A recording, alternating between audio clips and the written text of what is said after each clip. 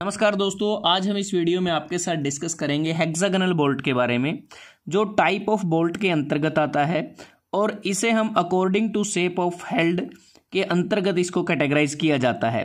Hexagonal bolt एक mechanically external threaded fastener होता है और ये मोस्टली बहुत ज़्यादा इस्तेमाल होने वाला बोल्ट है, जो स्टील या फिर स्टेनलेस स्टील का बना होता है, जिस पर कोटिंग भी की जाती है ब्रास की, ब्रोंज की, जिंक की, ताकि इसको रस्टिंग से बचाया जा सके।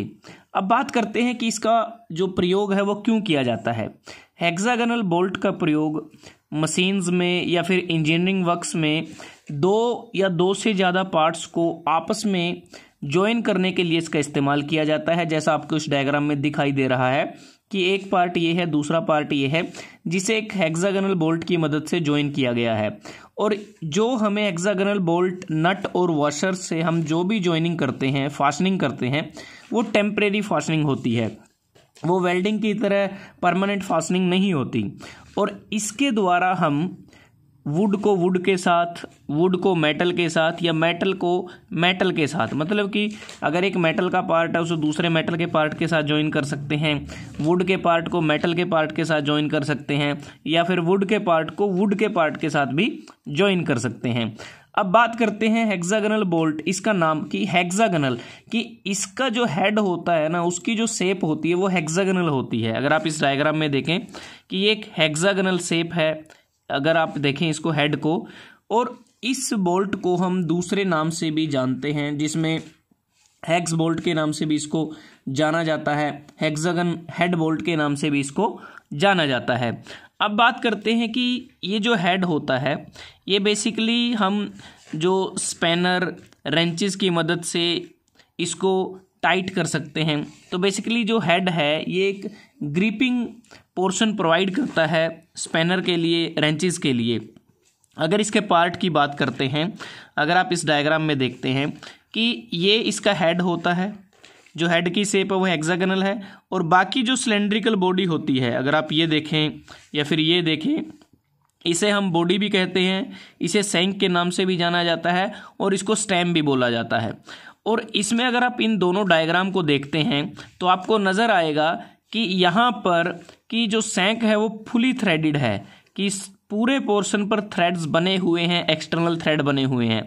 लेकिन इस डायग्राम में आप देखेंगे पार्शियली थ्रेडेड है, कुछ पोर्शन अनथ्रेडेड भी है। तो इस प्रकार से जो हेक्सागोनल बोल्ट हैं वो आवश्यकता के अनुसार फुली थ्रेडेड भी हो सकते हैं और पार्शियली थ्रेडेड भी हो सकते हैं।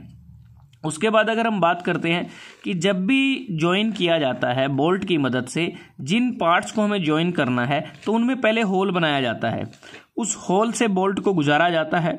उसके बाद फिर नट और वॉशर की मदद से ज्वाइन को, जो ज्वाइंट है उसको कंप्लीट किया जाता है। क्योंकि हम जो स्पैनर इस्तेमाल करते हैं, रेंचेस इस्तेमाल करते हैं, वो बेसिकली बोल्ट, नट और वॉशर, ये जो तीनों एलिमेंट्स हम यूज़ करते हैं, तो वो स्पैनर के द्वारा टाइट किया जाता है या लूज कर सकते हैं जैसी हमारी आवश्यकता रहती है। और जो हेक्सागोनल हेड हम देख रहे हैं हेक्सागोनल बोल्ट में, तो जो नट भी हम इस्तेमाल करते हैं वो भी हेक्सागोनल नट होता है। और जो वॉशर हम इस्तेमाल करते हैं, वॉशर बेसिकली क्यों इस्तेमाल की जाती है, क्योंकि जो वॉशर बेसिकली एक तो कॉन्टैक्ट एरिया को वो इंक्रीज कर देती है, दूसरा कि जब भी कई बार हम मटेरियल को ज्वाइन करते हैं तो उस दौरान अगर कोई सॉफ्ट मटेरियल है, अगर हम सॉफ्ट मटेरियल को ज्वाइन करें और वॉशर का इस्तेमाल ना करें तो वो जो मटेरियल है वो डैमेज हो सकता है।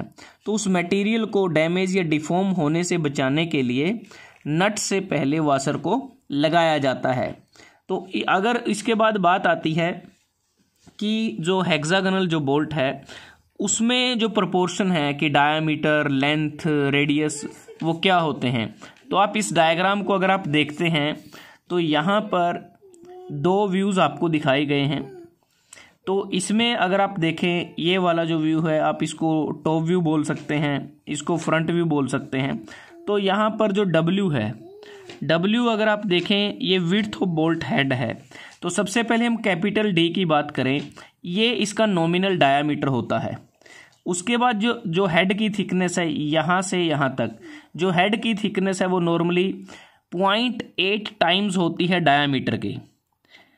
अगर रेडियस ऑफ चैम्फर आर्क की बात करते हैं इसकी, यहाँ पर ये 1.5 टाइम्स होती है डायामीटर के।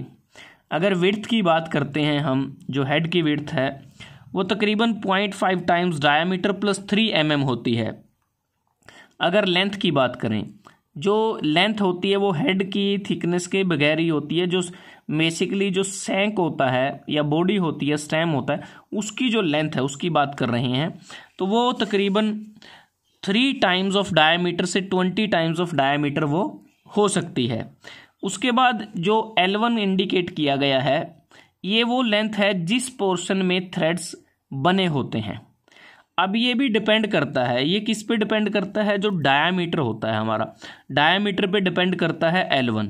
तो यहाँ अगर आप देखें, अगर हमारा जो डायामीटर है वो 80 मिलीमीटर तक है, तो उस केस में जो थ्रेडेड पोर्शन की जो लेंथ है वो 2 times of diameter plus 5 mm होगी। अगर डायामीटर 81 से 200 मिलीमीटर के बीच में है, तो उस केस में जो L1 है वो 2 times of diameter plus 10 mm होगी।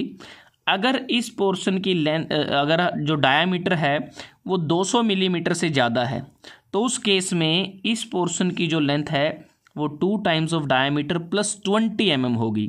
तो ये कुछ प्रोपोर्शंस हैं जो स्टैंडर्ड के तौर पर माने जाते हैं बोल्ट के केस में। उसके बाद अगर हम बात करते हैं बोल्ट का स्पेसिफिकेशन या डेजिग्नेशन है वो किस प्रकार से होता है।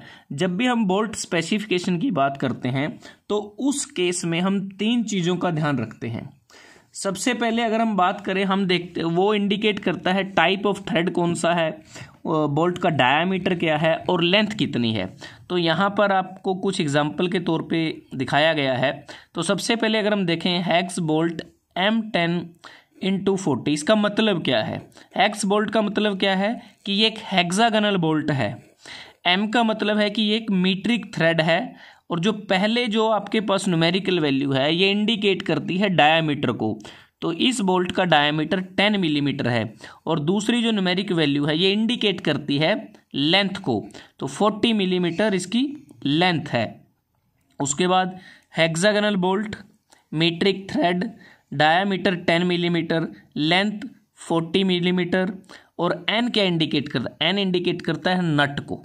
मतलब कि ये जो हेक्सागोनल बोल्ट है, मीट्रिक थ्रेड है, 10 mm डायामीटर है, 40 mm लेंथ है और नट के साथ है ये। अगर नेक्स्ट को देखें, हेक्सागोनल बोल्ट है, मीट्रिक थ्रेड है, 10 मिलीमीटर डायामीटर है, 40 मिलीमीटर लेंथ है और नट है, और साथ में लोक नट भी इसके साथ लगा है। कैपिटल जो L है ये लोक नट को इंडिकेट करता है। तो इस प्रकार से हेक्सागोनल जो बोल्ट होते हैं उसको डेजिग्नेट उनको किया जाता है। तो दोस्तों आज हमने इस वीडियो में आपके साथ डिस्कस किया कि हेक्सागोनल बोल्ट जो एक टाइप ऑफ बोल्ट है उसका मेन कार्य क्या होता है, किस मटेरियल का बना होता है, उस पर क्या क्या पार्ट्स होते हैं, कैसे उसको इंसर्ट किया जाता है पार्ट्स में, उसकी प्रोपोर्शंस क्या होती हैं, कैसे डेजिग्नेट किया जाता है। अगर आपको ये वीडियो अच्छा लगा आप इसको लाइक कर सकते हैं, शेयर कर सकते हैं अपने दोस्तों के साथ, स्टूडेंट्स के साथ। तो जल्दी हाजिर होते हैं एक नए वीडियो के साथ। तब तक के लिए धन्यवाद। आपका दिन शुभ रहे।